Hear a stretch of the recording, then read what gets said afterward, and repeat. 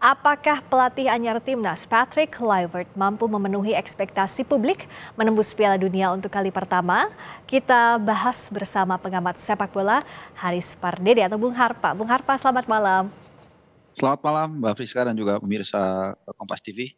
Selamat malam. Wah, setelah drama yang panjang selama pekan ini, akhirnya Patrick Kluivert diperkenalkan ke publik secara resmi sebagai pelatih timnas. Meskipun ya kalau PSSI selalu bilang masih ada waktu kok 2,5 bulan lagi menuju kualifikasi. Tapi kan pada faktanya it's not that literally 2.5 months. Masih kurang dari itu. Dan belum ada pertemuan dengan pemain timnas secara langsung. Nah, bagaimana sih sebenarnya harus dilakukan secara cepat untuk membangun chemistry? Satu, berikutnya adalah agar satu pola dengan apa yang diinginkan oleh tim kepelatihan, Bung Harpa. Ya, pertama ini sebenarnya mungkin hanya 2 bulan ya. Karena pertama kalau kita lihat letter luck-nya itu 2 bulan 1 minggu. Dan jangan lupa Februari nanti itu bukan tahun kabisat, jadi hanya 28 hari. Ini jadi waktunya sempit ya supaya kita memahami basic dari semua ini.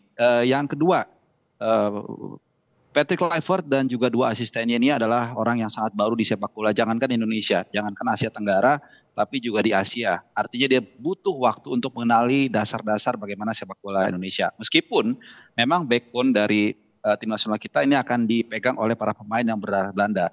Tapi ya itu tadi di konferensi pers pun dia juga mengatakan akan memperhatikan pemain lokal. Dan ini adalah sebuah awal yang bagus. Sebuah persiapan yang memang dimulai dari scratch, dari nol yang harus disiapkan benar-benar. Jadi 2 bulan yang menurut saya waktu yang sangat singkat untuk bisa mempersiapkan ini semua.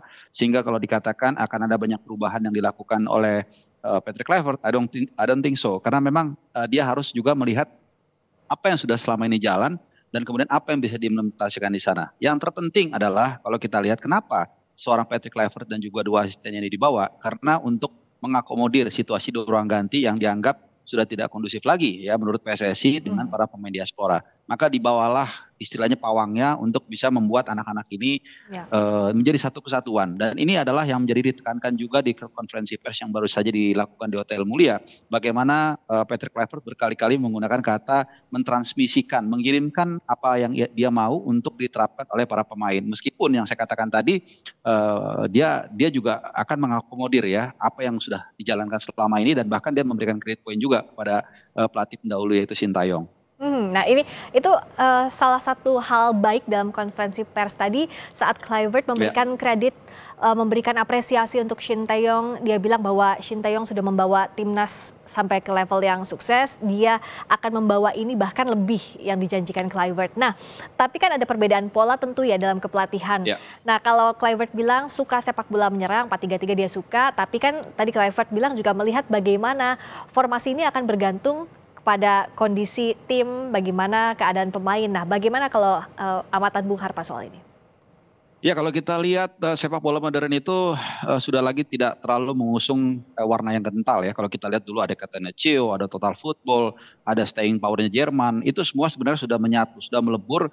Kalau kita lihat di sepak bola kontemporer ini lebih kepada high pressing, kemudian build up serangan. Ini yang lebih dikedepankan.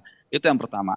Yang kedua, kalau kita lihat jawaban dia memang dia punya gaya permainan tersendiri. Tentunya itu adalah salah satu juga alasan kenapa Patrick Kluivert kemudian ditunjuk menjadi pelatih timnas Indonesia. Tapi jangan lupa kita bukanlah tim yang kuat, paling kuat di Asia ya. Di grup ini kita dari ranking adalah yang paling bawah. Sehingga lawan-lawan kita secara peringkat ada di atas kita. Mungkin sama paling enggak ya, karena dengan masuknya beberapa pemain diaspora sehingga pendekatan ini juga nggak rigid ya. Kecuali kita memang benar-benar tim yang superior, katakanlah seperti Prancis atau Brazil yang memang memainkan pola yang mereka suka. Tapi itu pun kalau kita berkaca ke Argentina 2022, mereka juga kadang-kadang begitu 1-0 mereka juga agak lebih compact defense. Jadi apa yang dikatakan oleh Patrick Kluivert itu sama sekali bagus ya. Tapi itu adalah jawaban template yang ketika di lapangan nanti, apalagi dia sudah mengatakan akan menargetkan 1 poin dari Sydney Football Stadium.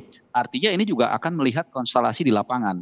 Di siapa lawan yang akan dihadapi. Ketika lawan nanti kita akan menghadapi Australia yang secara materi, secara peringkat dan mereka akan tampil sebagai tuan rumah ini terbilang berat. Saya rasa juga tidak mungkin Patrick Kluivert akan memainkan total football murni. Nah, tapi mungkin nanti 5 hari berselang tanggal 25 Maret di GBK, lawan yang kita hadapi Bahrain yang menurut saya kita tidak tidak jauh beda levelnya atau katakanlah sama, di situ mungkin baru kita akan melihat sedikit banyak warna dari total football yang akan diusung oleh Patrick Kluivert.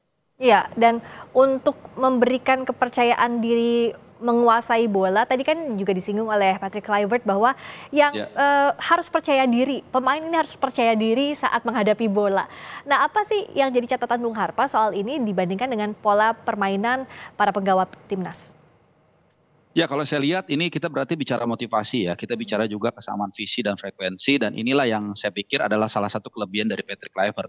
Kalau kita lihat dari usia-usia para pemain diaspora ini terutama adalah 20 sampai mungkin paling tua itu Tom Hai 29. Jadi artinya ketika mereka mungkin mulai masuk ke SSB, orang yang dilihat mereka adalah ya Patrick Kluivert, mungkin Roy Makaay atau mungkin pemain-pemain hebat lainnya. Jadi ketika sosok tersebut ada di ruang ganti, tentu secara natural itu akan membuat mereka termotivasi, dan ini saya pikir menjadi sesuatu yang sangat penting ya. Artinya kalau sosok ini sangat dihormati dan kemudian didengarkan, maka ini akan lebih mempermudah pekerjaan mereka di lapangan. Meskipun sekali lagi ini juga bergantung dari lawan yang dihadapi. Jadi ada satu langkah yang positif yang diusung oleh Patrick Kluivert, juga presentasi yang sangat bagus, tapi pada akhirnya ini akan dibuktikan dari dua pertandingan menghadapi Australia dan Bahrain yang menurut Patrick Kluivert dia akan menargetkan 4 poin. Tapi kalau saya pribadi sendiri, menurut saya kalau setidaknya kita bisa menang dari Bahrain, menurut saya itu sudah minimal sudah cukup.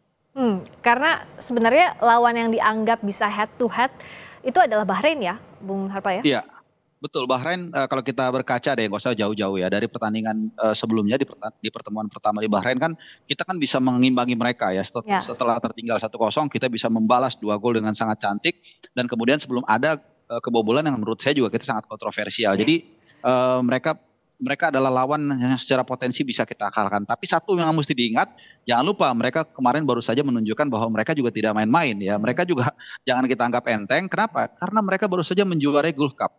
Ya ini mungkin selevel kalau saya boleh membandingkan dengan AFF. Sementara kemarin AFF justru menjadi kontraproduktif buat kita. Disitulah semua keributan terjadi, kemudian ada polarisasi dan lain-lain. Tapi justru di Gulf Cup Bahrain bisa menjadi yang terbaik dengan menampilkan pemain terbaik mereka. Jadi walaupun tadi Friska mengatakan Bahrain itu bisa kita kalahkan, tapi tetap harus hati-hati juga ya. Di luar kontroversi 90+6 jadi 99 itu ya, tapi setidaknya memang sudah ada prestasi yang ditorehkan Bahrain. Oke, terakhir, kalau dari komposisinya tadi secara posisi Kluivert ini disegani, pasti pemain banyak yang respect abangku gitu ya di ruang ganti. Tapi kalau dari komposisi asisten pelatihnya kan banyak menganggap bahwa justru taktik itu munculnya dari mereka. Jadi asisten pelatih ini lebih mumpuni secara taktikal. Gimana kalau menurut Bung Harpa? Iya, memang semua orang saya pikir kita semua udah dengar ya bagaimana Alex Pastoor ini akan menjadi sebenarnya mastermind di balik taktik dan strategi.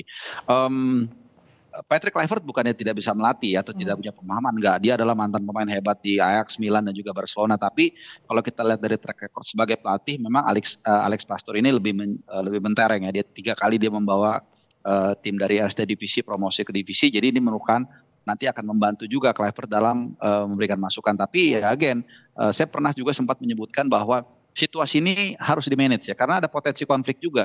Kalau sebelumnya yang menjadi isu adalah pelatih utama dan juga pemain diaspora, sekarang mungkin itu sudah tereliminasi. Yang menjadi tantangan adalah antara pelatih kepala dan juga asisten pelatih. Jadi ini adalah sebuah potensi yang harus diwaspadai juga. Kenapa? Karena asisten pelatih ini adalah bawaan Pak Erick Thohir. Jadi bukan tidak mungkin satu momen ini akan menjadi satu potensi konflik ya. Nah, ini yang harus diantisipasi. Kita lihat bagaimana debut dari trio Belanda ini, dari Kluivert, Pastoor dan juga Lansat untuk mengasuh timnas kesayangan kita semua, skuad Garuda. Terima kasih Bung Haris Pardede, Bung Harpa. Selamat malam. Terima kasih banyak. Sampai ketemu lagi.